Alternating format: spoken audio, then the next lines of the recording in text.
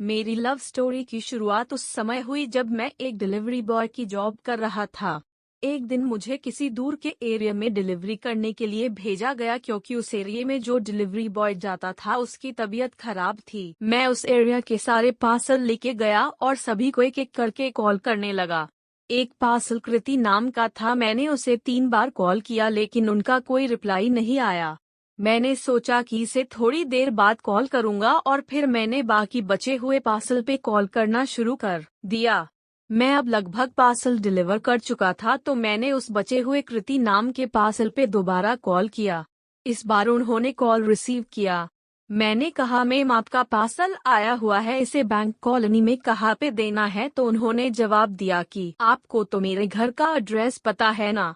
राजीव नहीं मैम, मुझे नहीं पता, मैं इस एरिये में पहली बार आया। जो इस एरिये में आता था उसकी तबीयत खराब हो जाने के कारण मुझे इस एरिये में भेजा गया।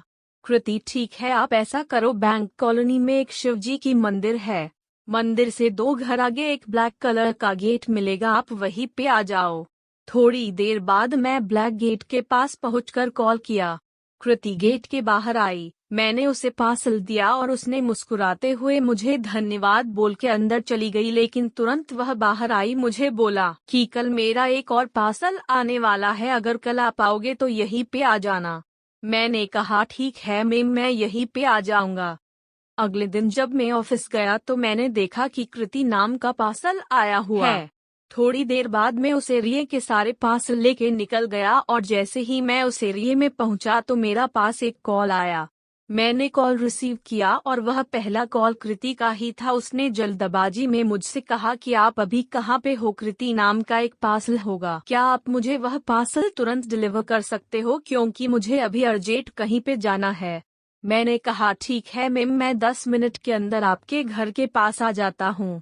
जब मैं कृति के घर के पास पहुंचा तो देखा कि वह लाल रंग की साड़ी पहनी हुई थी और उस लाल साड़ी में बहुत ही सुंदर लग रही थी।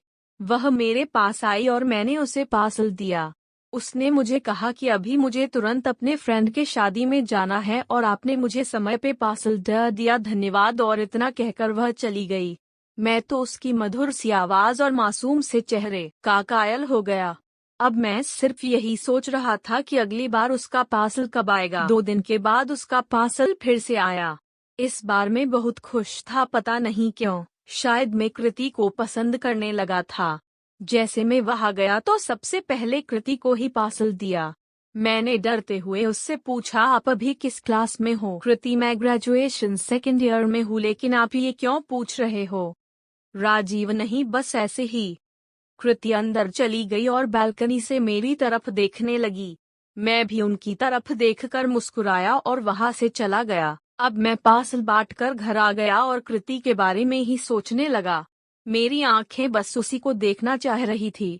मैं ऊपर वाले से दुआ करने लगा कि कल भी उसका पार्सल आ जाए और उसके बारे में सोचते सोचते मैं सो गया। कल जब मैं ऑफिस गया तो ऊपर वाले ने मेरी सुन ली। उसका पार्सल आया था, लेकिन इस बार पार्सल बड़ा था। क्या वह एक ट्रॉली बैग था?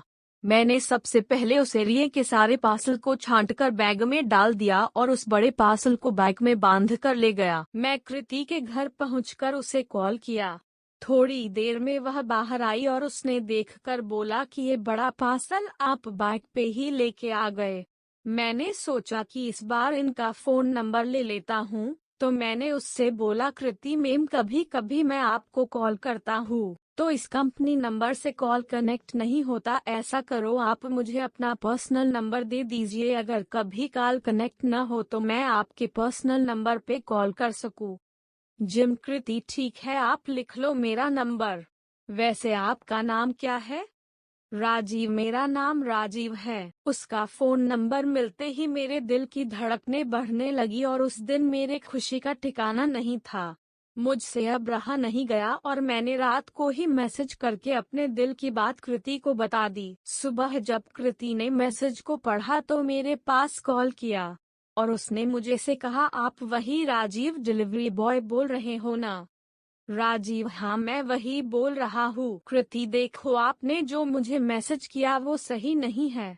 किसी प्यार करना गलत नहीं होता, लेकिन मेरी अब किसी से शादी तय हो गई है, इसलिए अच्छा होगा कि आप ये सब करना छोड़ दे।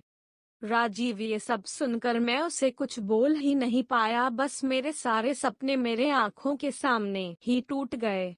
उस दिन मैं काम पे नहीं गया। मैंने ऑफिस में कॉल करके बोल दिया कि मेरी आज तबीयत खराब है, इसलिए मैं आज काम पे नहीं आ पाऊंगा।